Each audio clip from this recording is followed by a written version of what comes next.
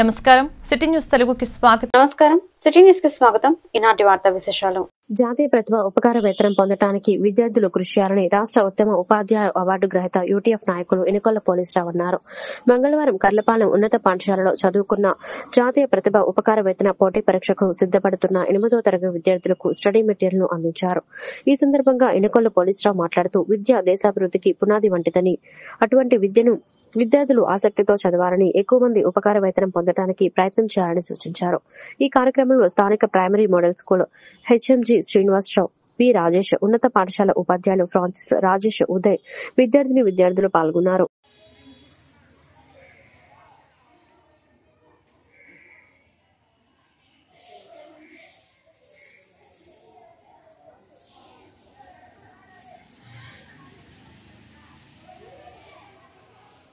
ఈరోజు కర్లపాలెం మండలం జిల్లా పరిషత్ ఉన్నత పాఠశాల కర్లపాలెం యందు జాతీయ ఉపకార వేతన మెరిట్ స్కాలర్షిప్ కొరకు ప్రిపేర్ అవుతున్న విద్యార్థులకి మరి మాజీ ఎమ్మెల్సీ కెఎస్ లక్ష్మణరావు గారు, జన విజ్ఞాన వేదిక అధ్యక్షులు, రాష్ట్ర అధ్యక్షులు వారి సహకారంతో ఈ పుస్తకాలు యూటీఎఫ్ ఆధ్వర్యంలో పాఠశాల ప్రధాన ఉపాధ్యాయుల ద్వారా విద్యార్థులకి అందించడమైంది.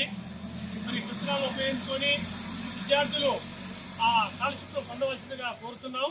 ఈ సందర్భంగా మరి ప్రధాన ఉపాధ్యాయులు శ్రీ మేడం గారు మాట్లాడతారు. మరి విద్యార్థులు ఇది చక్కగా ఉపయోగించుకోండి. గతంలో మన పాఠశాల నుంచి ఇదే పాఠశాల నుంచి 4 విద్యార్థులు ఎంపిక కావటము మనకు చాలా సంతోషకరము. అదే వారిని స్ఫూర్తిగా తీసుకొని మిగిలిన విద్యార్థులు కూడా ఈ సంవత్సరము మరి ఆ ఎగ్జామ్ కి చక్కగా రాసి ఆ ప్రతిభ పురస్కార లేక ఆ మెరిట్ స్కాలర్షిప్ పొందవలసిందిగా కోరుతున్నాము. ఈ సందర్భంగా పాఠశాల ప్రధాన ఉపాధ్యాయులు నాన్నగారు మాట్లాడుతున్నారు. అందరికీ నమస్కారం. మరి ఈరోజు కర్లపాలెం యూటీఎఫ్ మండల శాఖ వారు మా జడ్పీహెచ్ఎస్ కర్లపాలెం పాఠశాలలో ఎన్ఎంఎస్ ఎగ్జామ్కి ప్రిపేర్ అవుతున్నటువంటి మా విద్యార్థులకు అందించినటువంటి ఈ యొక్క స్టడీ మెటీరియల్ బట్టి మేము సంతోషిస్తూ ఉన్నాం. వారికి మా పాఠశాల తరఫున ధన్యవాదాలు తెలియజేస్తూ ఈ యొక్క మెటీరియల్ తీసుకుని మరి గత సంవత్సరం మరి మా పాఠశాల నుంచి 4 ఎంపికైనారు. మరి వారికి అభినందనలు తెలియజేస్తూ ముఖ్యంగా మా పాఠశాల పనిచేసిన మా ఉపాధ్యాయులు కూడా మరి వీటిని ఉపయోగించి మా పిల్లలకు గత సంవత్సరం కంటే ఈ సంవత్సరం ఎక్కువ రిజల్ట్ తీసుకుని వస్తారని మేము ఆశిస్తున్నాం. ముఖ్యంగా ఈ అవకాశం ఇచ్చినందుకు మా మండల శాఖ వారికి ధన్యవాదాలు తెలియజేస్తున్నాం. Thank you sir. జీవన ఎరువులతో భూసారం పెంపొంది అధిక దిగుబడులను సాధించవచ్చని బాపట్ల ఏరువాక కేంద్రం కోఆర్డినేటర్ డాక్టర్ కె అచ్యుతరాజు అన్నారు.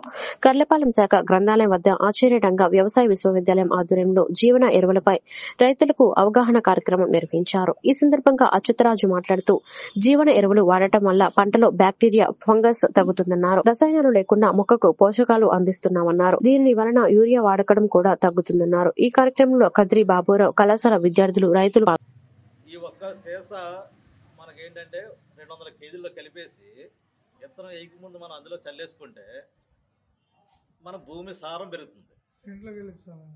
కలిపేసుకుని మనం పొలంలో చల్లేసుకోవచ్చు. చల్లేసి కొద్దిగా నీళ్లు తడి ఉండాలి. అంటే ఇదంతా మరి బ్యాక్టీరియా కదా, జీవనం ఇది, దీనికి ఇది ఉంది, ప్రాణం బతకాలి కదా, అది కొద్దిగా తడేస్తే బతుకుతుంది మనకి.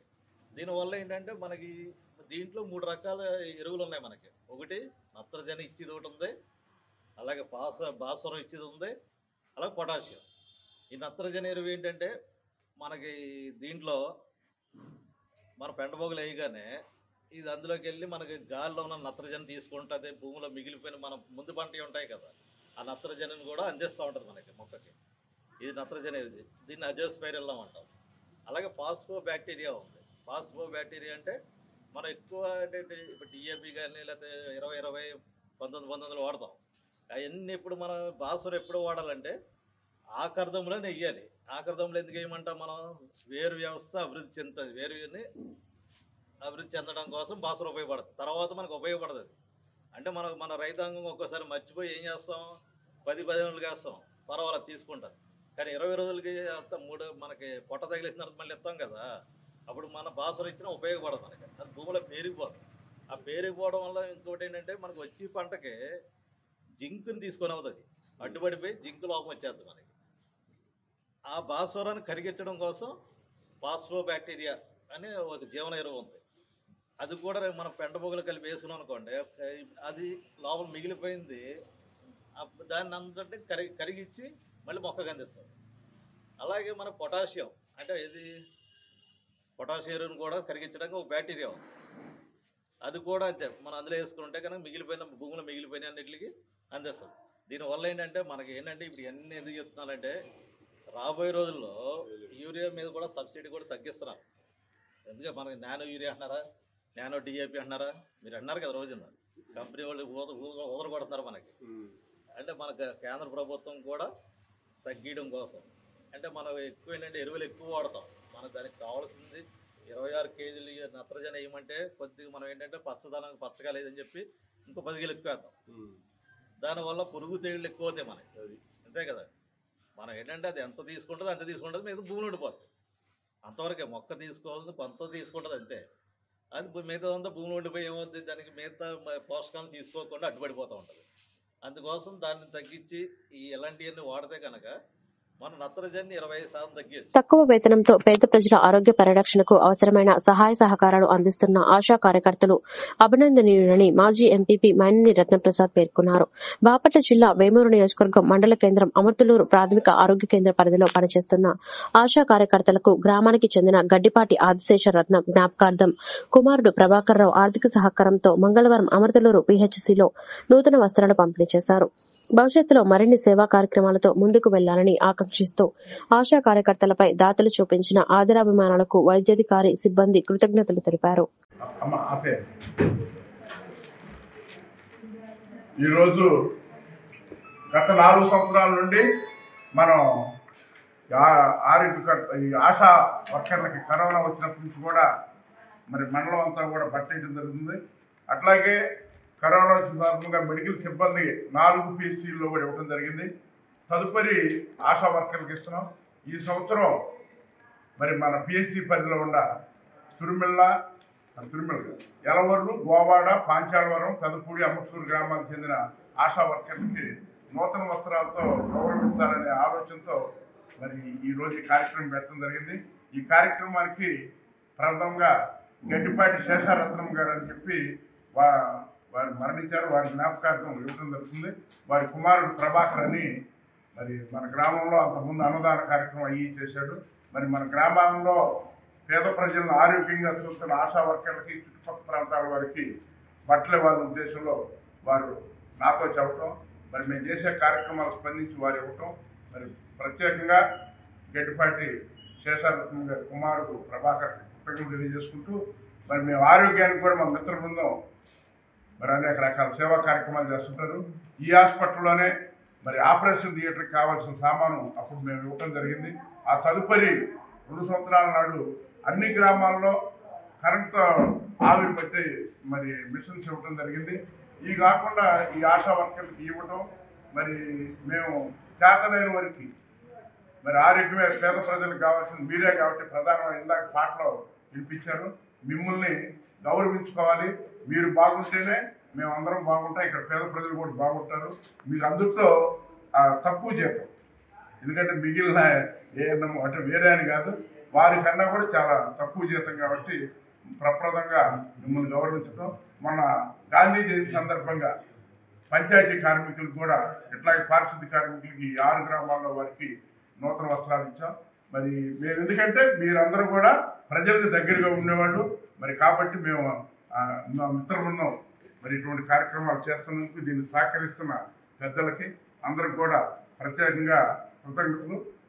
మీరు ఇంకా మీకు గతంలోనే చెప్పాను, మీరు ఇంకా చేయాలని, మీకు ఎప్పుడు మరి మేము ఇచ్చేది ఏదో ఉడతా బొత్తిగా వచ్చేది కానీ మీకు సంతోషం 10 మందిలో గౌరవంగా ఇవ్వాలనే ఉద్దేశంతో ఈ కార్యక్రమం చేపట్టడం జరిగింది. ఈరోజు ఆశా డే సందర్భంగా మన సార్ వచ్చి ఇట్లా మీకు బట్టలు పంపిణీ చేద్దాం అనుకుంటున్నారు. ఇలానే అనేక కార్యక్రమాలు చేయాలని నేను కూడా కోరుకుంటున్నాను. Thank you sir. వాళ్ళ సహకారంతో ఇటువంటి ప్రోగ్రామ్స్ కండక్ట్ చేసి మనకు చాలా సంతోషకరం. ఇటువంటి కార్యక్రమాలు మరిన్ని జరగాలని, మా పిహెచ్సికి మరిన్ని జరగాలని కోరుకుంటున్నాను సార్. అందరికీ థ్యాంక్ యూ. ఆశ ఆశ అంటే నేను ఆశ పడుతున్నాను.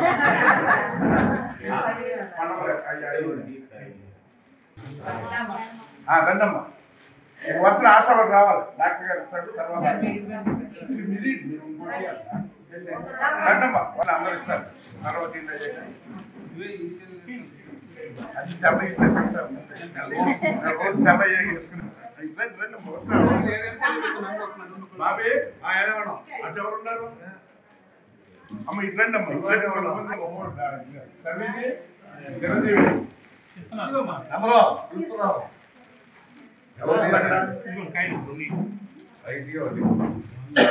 చిరంజీవి పులి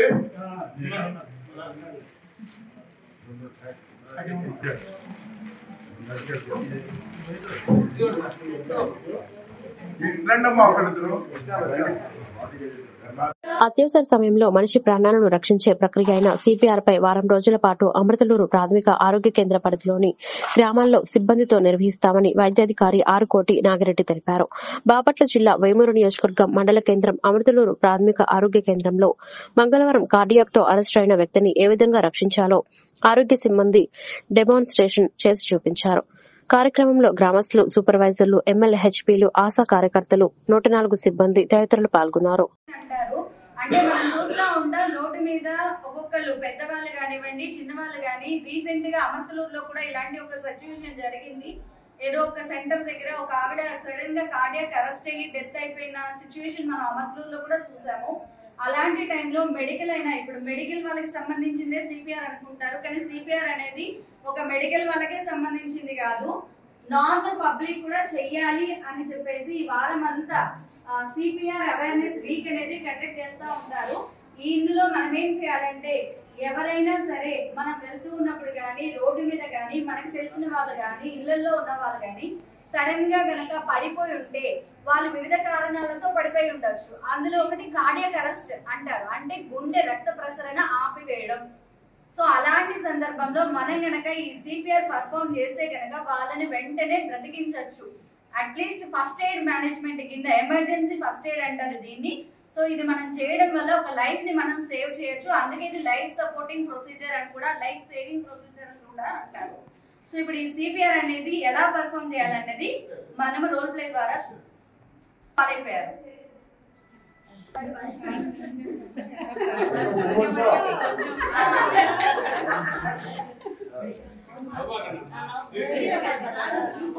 ఇప్పుడు చూస్తా ఉన్నారండి, పబ్లిక్ అందరూ చూస్తా ఉన్నారు కానీ ఏమి చేయలేని పరిస్థితి.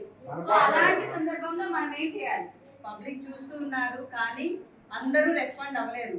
ఎవరో ముగ్గురు మాత్రమే ఇనిషియేషన్ తీసుకొని దగ్గరకు వెళ్లే శాస్త్రం అయితే చేయలేదు, కానీ ఆయనకి అంబులెన్స్ అయితే అవసరం అనేది ఒకరు నోటీస్ చేశారు. ఫస్ట్ వెంటనే ముందు అంబులెన్స్, కానీ ఏ కారణంతో పడిపోయి ఉన్నారో తెలియదు మనకి, ముందు అంబులెన్స్ కి ఫోన్ చేస్తున్నాను.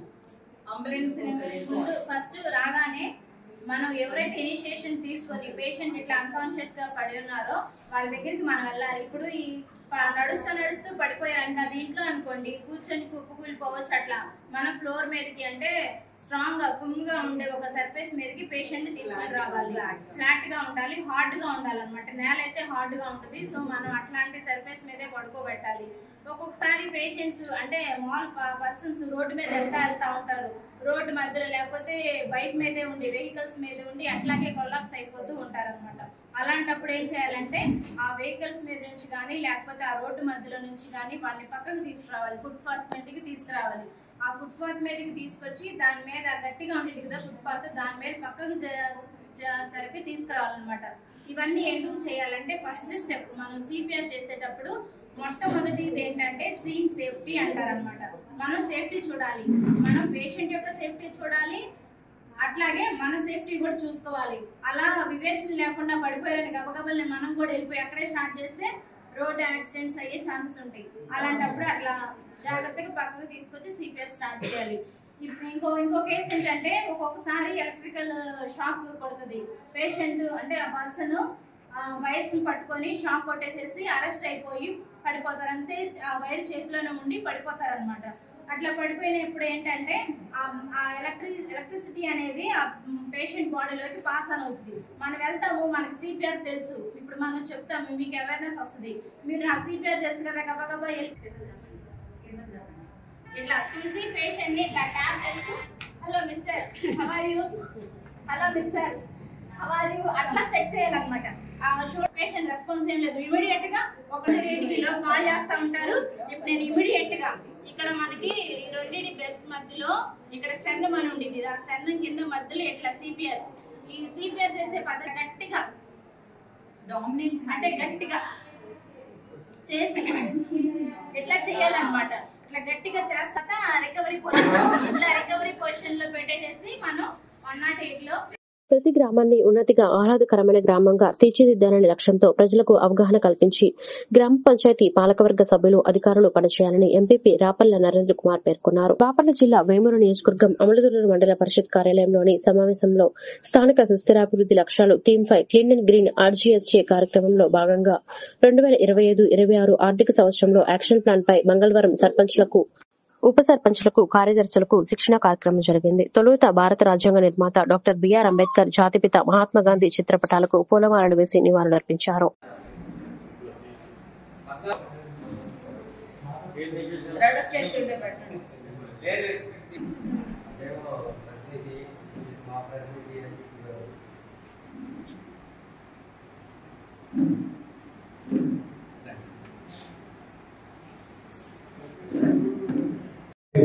అనే కార్యక్రమం అంటే క్లీన్ అండ్ గ్రీన్ అనే కార్యక్రమం కింద ఈ ఏర్పాటు చేయడం జరిగింది.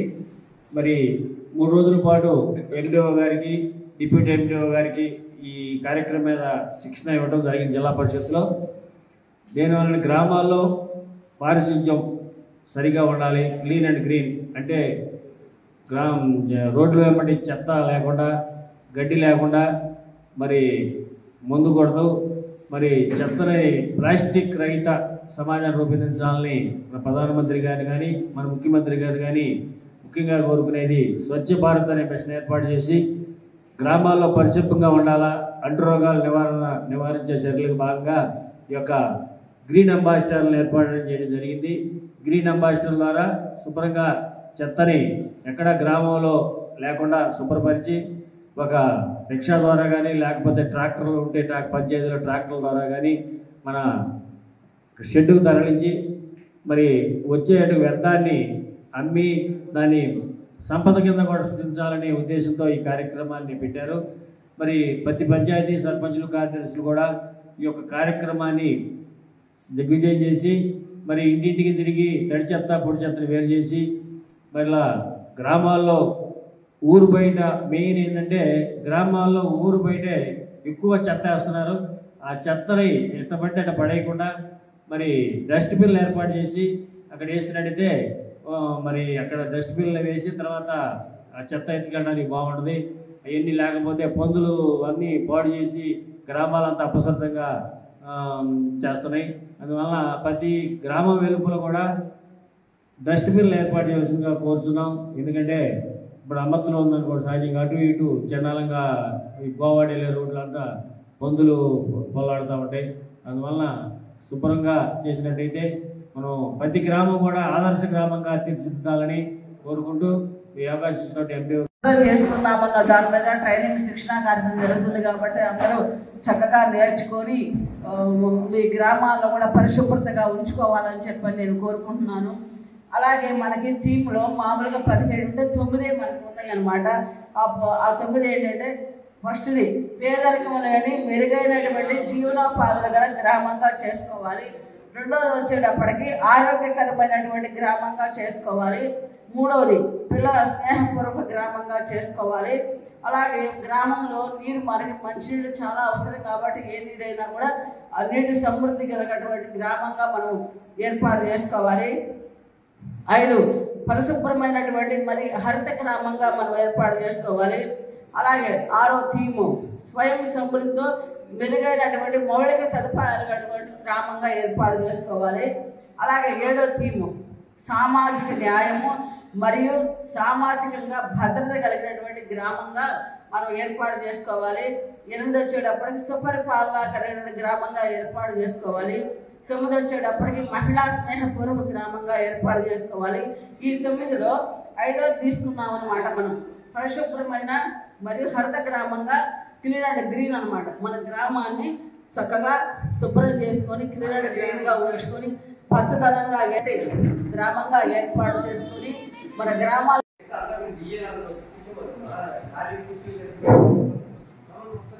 అక్కడ ఉన్నటువంటి డీలర్లు అందరూ కూడా మీటింగ్ హాల్లోకి రావాల్సిందిగా కాబట్టి తమ జాగ్రత్తగా ఉండాలని కోరుకుంటున్నాను. అటెండెన్స్ ఖచ్చితంగా అడుగుతున్నాడు. ఆ అటెండెన్స్ కూడా చాలా జాగ్రత్తగా. గంజం ప్రాంతంలో విద్యుత్ ట్రాన్స్ఫారాల వద్ద ప్రమాద దశలో పచ్చని తీగలు అల్లుకుంటున్న సిబ్బంది పట్టించుకోవడం లేదని ప్రజలు ఆవేదన వ్యక్తం చేస్తున్నారు. నిత్యం వేలాది వాహనాలు పాదచారులు వెళ్తున్న ప్రాంతాలలో రోడ్డు వెంట ఉన్న ట్రాన్స్ఫారాల పరిస్థితి ఎంత ప్రమాద స్థితిలో కళ్లు కట్టినట్టు కనిపిస్తుంది. మండలంలో 12 పంచాయతీలు ఉన్నాయి. విద్యుత్ సిబ్బందికి మాత్రం రొయ్యల చెరువులపై ఉన్న ఆసక్తి ప్రజలకు ప్రమాదం ఉన్న వాటిపై ఉండదని ప్రజలు ఆవేదన వ్యక్తం చేస్తున్నారు.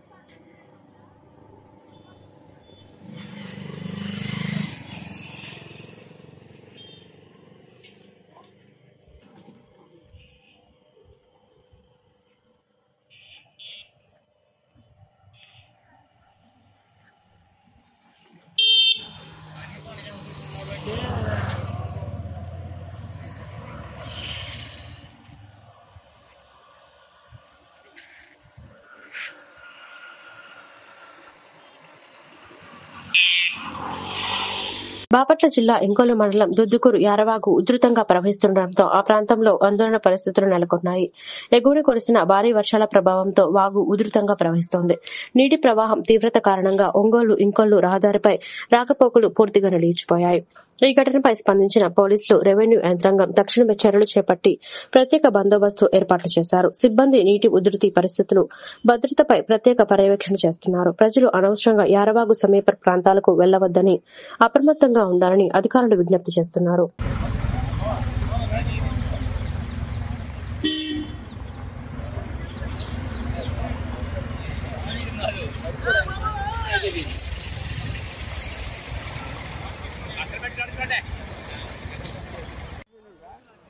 వస్తారులే ఇంకైపోతుంది గంటలకి లాగి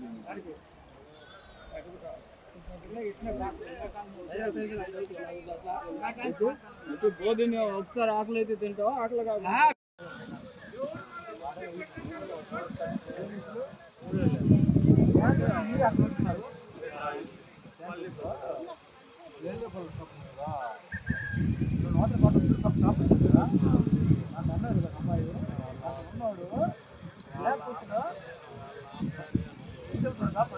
ఇంకోలు మండలం దుద్దుకూరు దగ్గర ఎర్రవాగు ఉధృతంగా ప్రవహిస్తున్నందువల్ల అక్కడ ప్రజలకు ఏమైనా ప్రమాదం జరుగుతుందేమోనని తగిన భద్రతా చర్యలు తీసుకునే సందర్భంగా రెండు వైపులా వాగుకి ఇరువైపులా ట్రాక్టర్లను అడ్డం పెట్టి రాకపోకలను నియంత్రించడం జరిగింది. ఇప్పుడు వాగు ఒక అడుగు మేర ప్రవహిస్తున్నది చప్ప మీద. ఇంకా ప్రమాదకర స్థాయిలు ఏమి లేవు. ప్రస్తుతానికి కూడా ఎటువంటి జన నష్టం కానీ ఇతర జంతు నష్టం కానీ ఏ విధమైన నష్టం జరగలేదు. ముందస్తు చర్యల భాగంగా పోలీస్ శాఖ వారు మేము ఈ చర్యలు తీసుకున్నాం. ఎస్ఐ గారు, ఇక్కడ విఆర్ఓలు, విఆర్ఏలు, పోలీస్ కానిస్టేబుల్స్ అందరూ కూడా ఇక్కడే ఉండి ఎప్పటికప్పుడు ఈ స్థితిని గమనిస్తూ ఉన్నాం అని తెలియజేయడం అయింది. ఇంకోలు మండలం బుధవారం ఉదయం పల్నాడు జిల్లా ఎస్పీ ఆదేశానుసారం డీఎస్పీ హనుమంతరావు ఆధ్వర్యంలో రాజుపాలెం మండలం కోటనమూలిపోరి గ్రామంలో కాటన్ సెర్చ్ పోలీసులు నిర్వహించారు. ఈ గ్రామంలో సరైన పత్రాలు లేని 24 ద్విచక్ర వాహనాలను స్వాధీనం చేసుకున్నారు. గ్రామంలో ఎటువంటి అవాంఛనీయ సంఘటనలు జరగకుండా డీఎస్పీ హనుమంతరావు ఆధ్వర్యంలో ఇళ్లలో సోదాలు చేశారు. తదనంతరం గ్రామంలోని ప్రజలకు కౌన్సిలింగ్ డీఎస్పీ హనుమంతరావు ఇచ్చారు.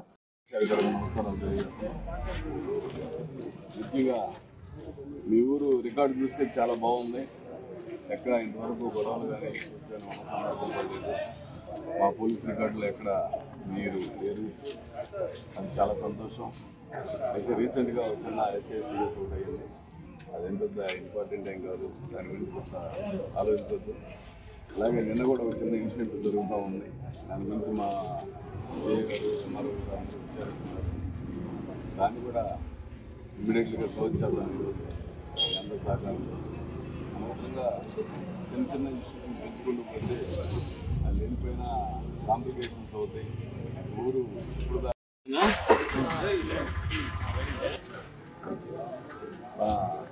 పల్నాడు జిల్లా ఎస్పీ గారి ఆదేశానుసారం పెద్దనపల్లి సబ్ డివిజన్ పరిధిలోని ఈ రాజుపాలెం పిఎస్ లిమిట్స్లో ఈ కోట నెమ్మలపూరి అనేటువంటి విలేజ్లో ఈరోజు ఈ కార్నర్ సెర్చ్ ఆపరేషన్ చేయడం అయింది. మొత్తం పోలీసు సుమారు 80 మంది పార్టిసిపేట్ చేయడం అయింది, ఆఫీసర్లతో సహా. ఈ ఊర్లో ఎందుకు చేశామంటే పర్టికులర్గా ఊరైతే మంచి విలేజే, ఎక్కడ ఇంతకుముందు కూడా పెద్ద ఇష్యూస్ కానీ గొడవలు కానీ లేవు. రీసెంట్గా చిన్నగా కొంచెం ఇద్దరి మధ్య, రెండు వర్గాల మధ్య డిఫరెన్సెస్ వస్తున్నాయి. దానికోసం ఒకసారి ఎందుకైనా మంచిదని ఈ ఊర్లో ఈ కార్నర్ సెర్చ్ ఆపరేషన్ చేయడం జరిగింది. అయితే ఈ ఆపరేషన్లో భాగంగా ఈరోజు ఒక ఈ దొంగబళ్ళు అనుకోవాలి, ఎందుకంటే రికార్డ్స్ లేవు. కొంతమంది దగ్గర రికార్డ్స్ ఉన్నాయంటున్నారు, వెరిఫై చేస్తాము. రికార్డు లేని బళ్ళు సుమారు ఒక 23, ఒక ఆటో ఒకటి, 2 గుల్పాలు అవి దొరికాయి. ఊరు అంతా కూడా ప్రశాంతమే. ఊర్లో అంతా వెపన్స్ పెట్టుకొని ఉండేటువంటి ఊరైతే కాదు ఇది. బట్ జనరల్ దీంట్లో భాగంగా అన్ని విలేజెస్ కొంచెం కాంప్లికేషన్ ఉన్నాయి. రీసెంట్గా గొడవలు అయినాయి, కేసులు అయినటువంటి వాటిలో పడుతున్నాము. ప్లస్ కార్నర్ సెర్చ్ అనేది ఏదో ఉంటేనే కాదు, ఈ ఆపరేషన్ అనేది ఎందుకు చేస్తామంటే పబ్లిక్కి అవేర్నెస్ కోసం కూడా, పెట్టుకోకుండా గొడవలు పడకుండా ఉండడం ఒకటి. అలాగే పిల్లలకి ముఖ్యంగా ఈ మధ్య చూస్తే మీరు అందరూ గమనిస్తూ ఉన్నారు, గాంజా విరివిగా వాడుతున్నారు పిల్లలు. స్కూల్స్ ఈవెన్ ఇంటర్మీడియట్ స్టేజ్లో ఉన్నారు. కాలేజీల్లో అవైలబిలిటీ ఉంటుంది వాళ్ళకి. సో ఆ యాంగిల్లో తల్లిదండ్రులందరూ కూడా పిల్లల్ని జాగ్రత్తగా వాచ్ చేసుకోవాల్సిన అవసరం ఉంది. లేనప్పుడు మన పిల్లోడు ఏం చేస్తున్నాడో చూసుకోకపోతే ఖచ్చితంగా 1-2 ఇయర్స్లోనే పిల్లోడు మారిపోయే పరిస్థితి వస్తుంది. మరి డిగ్రీ స్టూడెంట్స్ డిగ్రీ అయిపోయేసరికో లేకపోతే పీజీ అయిపోయేసరికి వచ్చి తల్లిదండ్రులు డబ్బులు కావాలని గంజాయి దగ్గర మొత్తులు తల్లిదండ్రులు పడుతున్న ఇన్సిడెంట్స్ వస్తున్నాయంటే కారణం అది. కాబట్టి తల్లిదండ్రులు ఆ యాంగిల్లో కూడా కొంచెం మన పిల్లాడు ఏం చేస్తున్నాడని అవేర్ చేసుకోవడం కోసం ఆ అవేర్నెస్ క్యాంప్ లాగా కూడా ఉంటుందని మేము ఈ కార్నర్ సెర్చ్లో భాగంగా పబ్లిక్తో కూడా మాట్లాడడం జరుగుతుంది. అంత పెద్ద ఇంపార్టెంట్ ఇష్యూస్ అయితే ఏం లేవు. ఈ రికార్డ్స్ వెరిఫై చేసి రికార్డ్ లేని మాత్రం మొత్తం సీజ్ చేస్తాం, కోర్టుకు పెట్టడం జరుగుతుంది. అదే ఒక 2 పొలుగులు అయితే అనుమానంగా అయితే ఏం పెద్ద ఇంపార్టెంట్.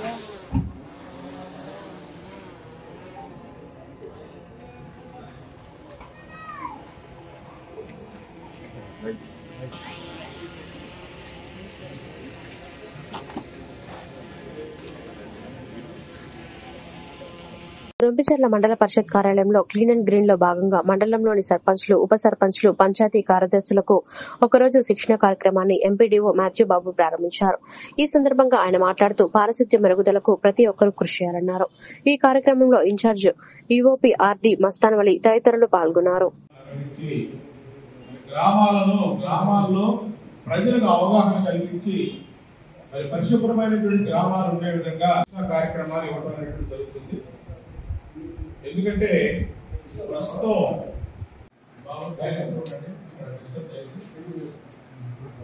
అందరికీ నమస్కారం. మన రొంపిచెర్ల మండలంలో 14, 15, 16 3 రోజుల్లో ప్రత్యేకంగా శిక్షణా తరగతులు మనం నిర్వహిస్తున్నాం. ఈ శిక్షణా తరగతులు రాష్ట్రీయ గ్రామ స్వరాజ్ యోజన పథకం కింద, అదేవిధంగా APSIRB Andhra Pradesh state institute of rural development వారి సౌజన్యంతో ఈ శిక్షణా తరగతులు నిర్వహిస్తున్నాం. దీని యొక్క ప్రధానమైనటువంటి ఉద్దేశం ఏంటంటే స్థానిక సుస్థిర అభివృద్ధి లక్ష్యాలను సాధించడంలో భాగంగా లోకలైజ్డ్ సస్టైనబుల్ డెవలప్మెంట్ గోల్స్ సాధించడంలో భాగంగా ప్రధానాంశం క్లీన్ అండ్ గ్రీన్ గ్రామాలను సాధించడం కొరకు ఈ యొక్క శిక్షణ ఉద్దేశించడం జరిగింది. దీని 3 రోజులు ప్రజాప్రతినిధులు అంటే సర్పంచులు మరియు ఉప సర్పంచులు, పంచాయతీ కార్యదర్శులు, 2వ రోజు మన హరితరాయ్ గారు పారిశుద్ధ్య కార్మికులు 2వ రోజు, 3వ రోజు వచ్చేసి డ్వాక్రా మహిళలు మరియు గ్రామ సమైక్య సంఘ సభ్యులు. వీళ్ళందరికీ అవగాహన కల్పించడం వరకు ఈ యొక్క ట్రైనింగ్ శిక్షణ తరగతులు మనం ఉద్దేశించడం జరిగింది.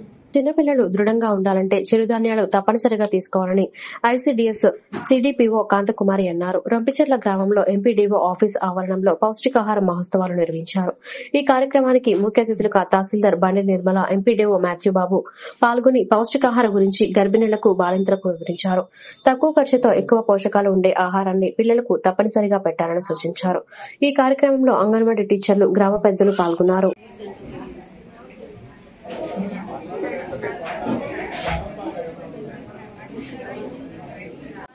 మరియు సమాజ ఆరోగ్యాన్ని మెరుగుపరచడానికి ఈ పోషణమా సందర్భంగా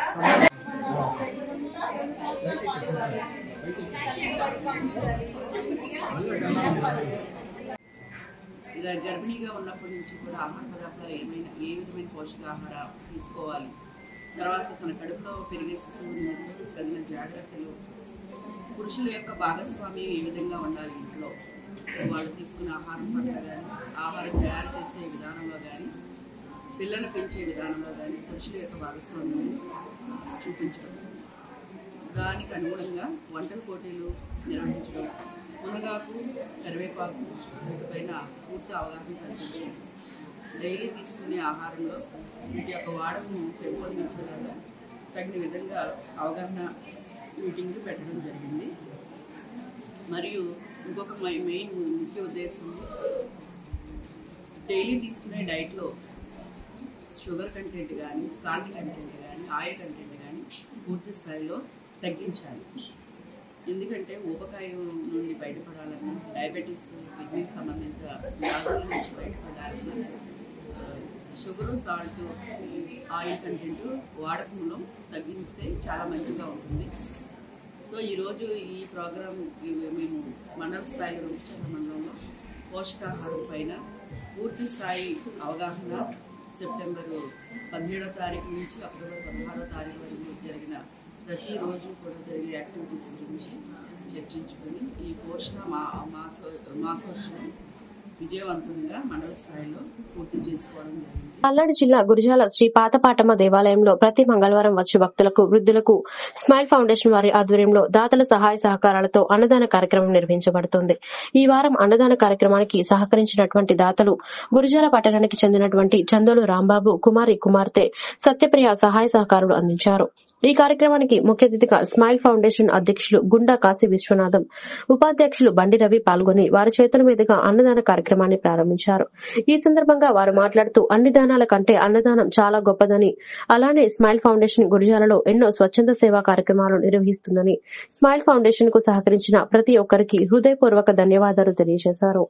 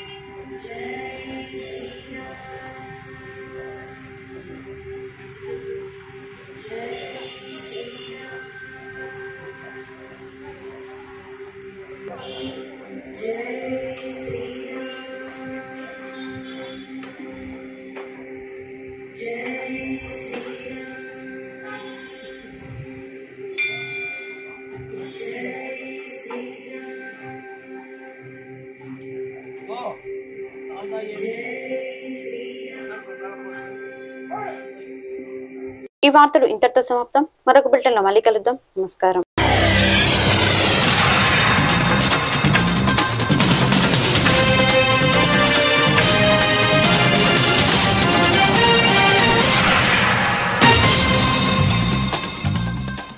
నమస్కారం. సిటీ న్యూస్ తెలుగుకి స్వాగతం.